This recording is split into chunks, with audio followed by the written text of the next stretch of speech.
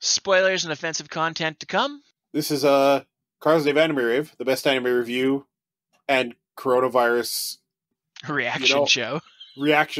Coronavirus reaction show on the internet. And we are, before this whole COVID-19 thing hit, actually fairly soon after it came out in theaters, we went to go watch the dub of My Hero Academia Movie 2, Heroes Rising. This is a very late review on that, but we've had time to process and digest it and rewatch it. So, Devonil, My Hero Academia Heroes Rising, I really liked this movie. This movie gave me everything I wanted out of a My Hero Academia movie. It gave us Class 1A, all of them getting to do their thing without being overshadowed by anyone else. It gave me Bakugo moments, and I love Bakugo, so I got what I wanted there. It gave me Bakugo Deku moments, and I love that pairing of heroes, so I got that.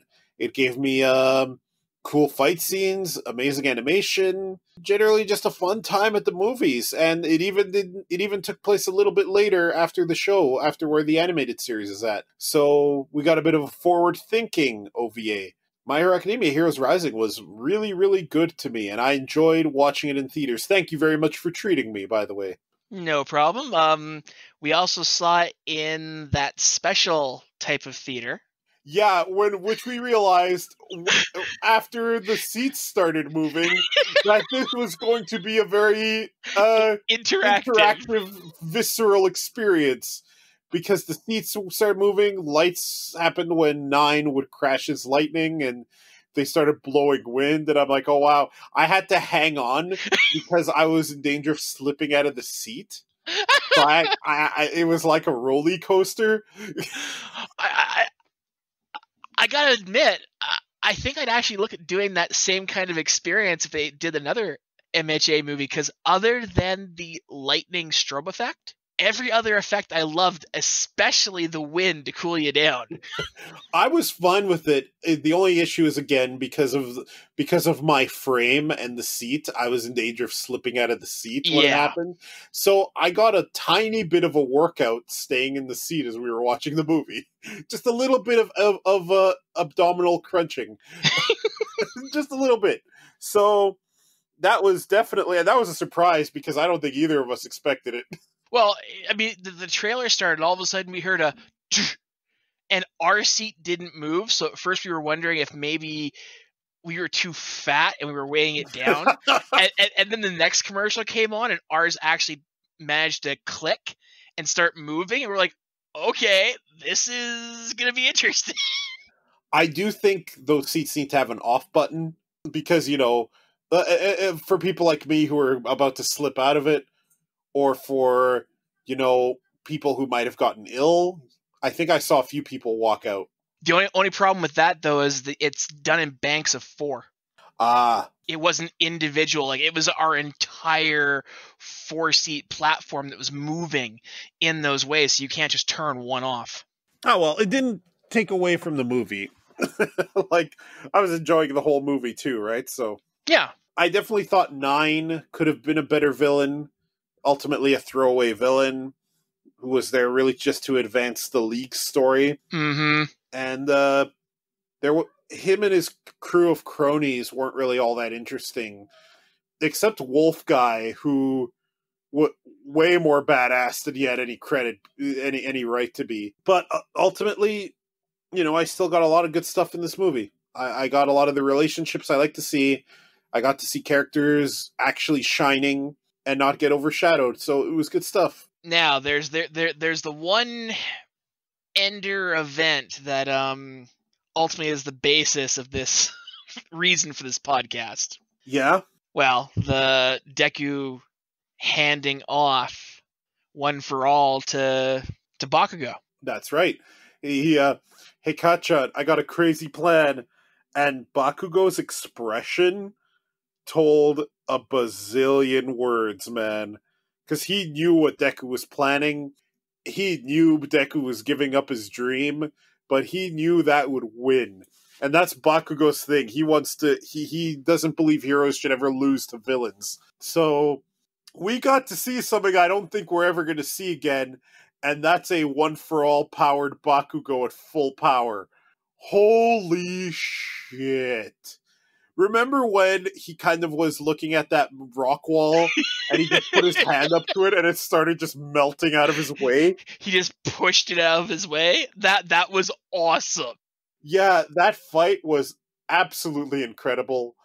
Every time Deku and Bakugo were fighting Nine, it was a good scene. Yes. Although most of the fights were good. Like, we had Ashido doing her acrobatic flips around the stupid needle hair woman. Oh, and then when she got stabbed by the multiple needles and went down and it pissed off We both cringed at that. Oh. We were like, oh god.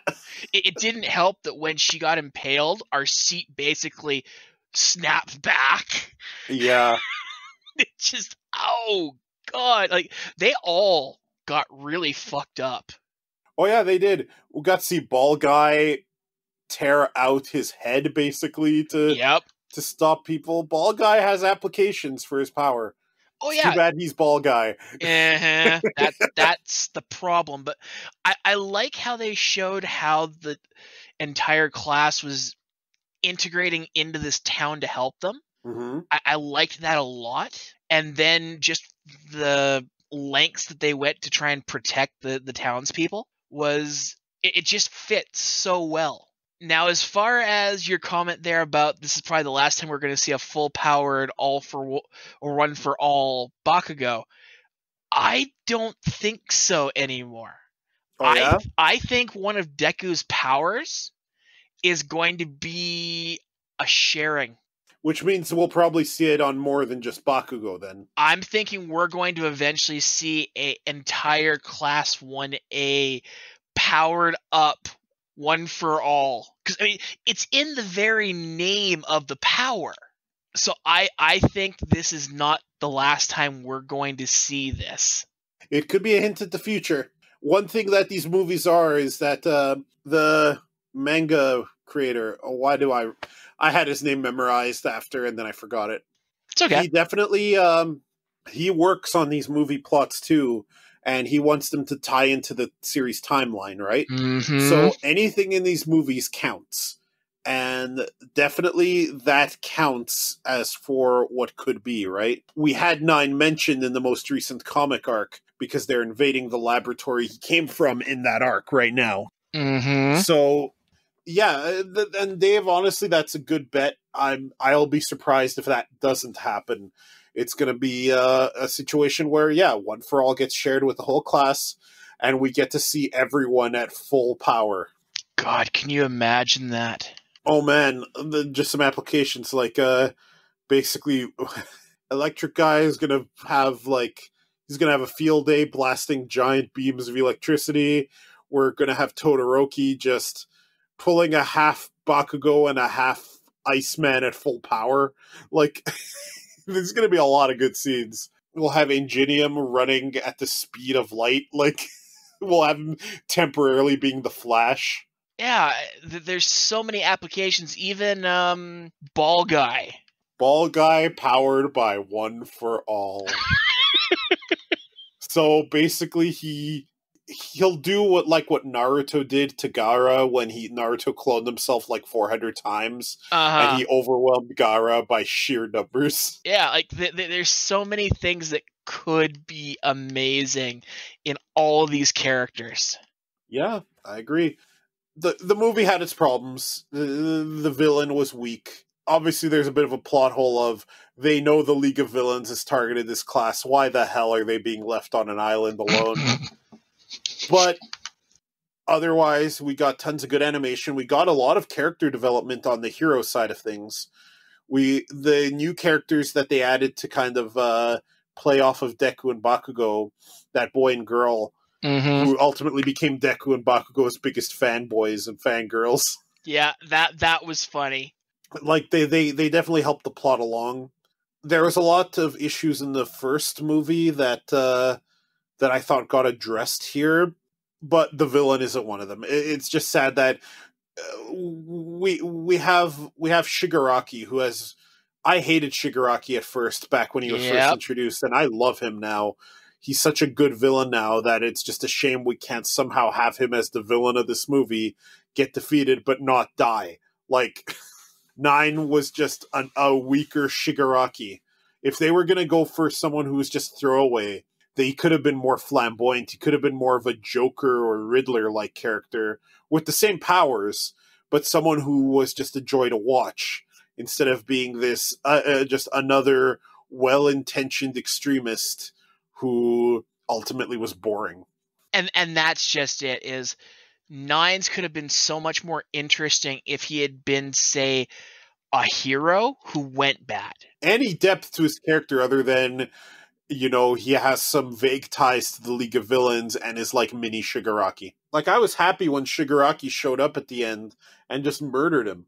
I was like, yeah, good, fuck this guy. Yeah, it's just unfortunate. Yeah. I mean, Nine's being able to have 9 powers. I mean, what I thought they were going to end up doing is he's going to go to absorb the kid's powers. The girl would jump in, and he would absorb, you know, the girl's power instead. And all of a sudden, he's locked to his 9 powers, and he can't get anymore. Therefore, making him go rage out of control and do some stuff. Now, right there, I've just given it more of an impact. I mean, ultimately, I don't think it matters. If that had happened, that wouldn't have fixed Nine being boring. True.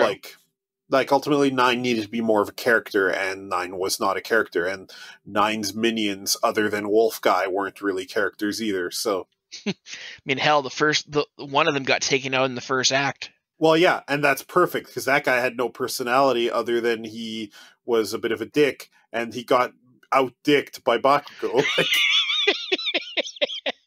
Like, I'll show you what a real jack-off is like. Oh, man.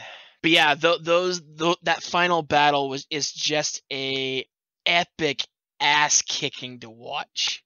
Oh, it was good. And I'm watching this, and I'm watching the terrain basically blow up due to Bakugo, Deku's attacks, the Nines hitting the ground and making impact craters. And I'm just like, you know, this used to be a historic monument / fort from the past. Now it's a smoking crater. There's nothing left. Like, from all the explosions and everything else, there can't be anything left to this ruin. Was this movie the first time we saw Hawks animated or heard him at all? Yeah, I thought so. I didn't think we saw Hawks before. Actually, we saw him for about 5 seconds in a single episode of season 4. But we hadn't heard his dub voice yet. Hadn't heard his dub voice, hadn't actually seen him in motion, nothing. Man, I sure hope the dub of this show continues. It's going to. Funimation has confirmed season 5 already. Good. It's just time. Yeah, COVID-19 is fucking everything up. And I do hope, though, that the animators and showrunners do what they can to stay safe and don't push it because fucking, you know, their lives depend on it. I don't want them to die trying to get episodes to us during a global pandemic. I don't want them to die getting episodes to us, period. Mm-hmm. So, do we have any more to say about My Hero Academia Heroes Rising? No, I think that's just about it. This movie was awesome. It was better than the first movie, definitely. I agree. A really good movie. I enjoyed the shit out of it. And unlike holes in the first movie, this one could completely fit in, and I'm not going to call it canon because that's nonsense, but this one doesn't have as many or really any powers that pop up that we're not going to see later or any artifacts or anything else. This one just fits. Well, it is in canon, quote unquote. I know I'm the one lately who's been saying canon doesn't exist, which is more of a statement of people needing to not care about it. This does fit into the comic and show timeline. Yeah. But even if it didn't, I would have had a blast. Oh, absolutely. But I mean, my number one piss off from the first movie is that glove that Deku had. They couldn't rebuild it. Bullshit. It could come up later. You never know. The first movie, though, I still liked because we got to see America. We got to see where All Might got his love for America and that he trained there for a whole lot of time. We got to see him have a real friend who I believe is his friend and whose motivations were made complete sense. So Like, the first movie had its pros. Even if I like this one better, the first movie is hardly bad. I've watched them both here again recently, and I love that. I love the battle to end part one. I love some of the characters that popped up and everything else. It's a good movie. It just, in the same frame as Naruto, it added stuff that then the TV series never uses. Yeah, and I hope that gets remedied, because it's nice to see. It's nice to see when the movies fit in, or hell, even if they decide to make the movies how they present a story. Like, what's the one with the samurai kid with the scar on his head? That shonen show, Demon Slayer. Yeah. In Demon Slayer, the next arc is animated as a movie, and then the arc after that is going to go back to being a TV show. One would assume, right? Mm-hmm. So it's good to see them treating movies as a real medium to deliver this and not just be throwaway stuff. But regardless, I would have had fun either way. Oh, yeah. No, that's the thing. I have lots of fun with My Hero Academia. I think it's probably the number one show that I am having fun with when it comes to anime. It's a really good show, and it's a really good manga as well. Have you been keeping up? Yes. Did you read yesterday's? That I have not. What happened? Well, I think a character might have died who I didn't want to see die, but I haven't read the English translation yet. I just read the raw, non-English one. Oh.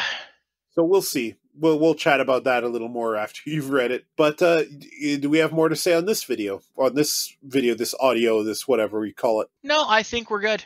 Okie doke. Folks, what did you think of My Hero Academia Heroes Rising, the second movie, or even the first movie, or the show in general?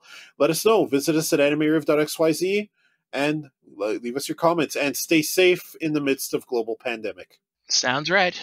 Goodbye.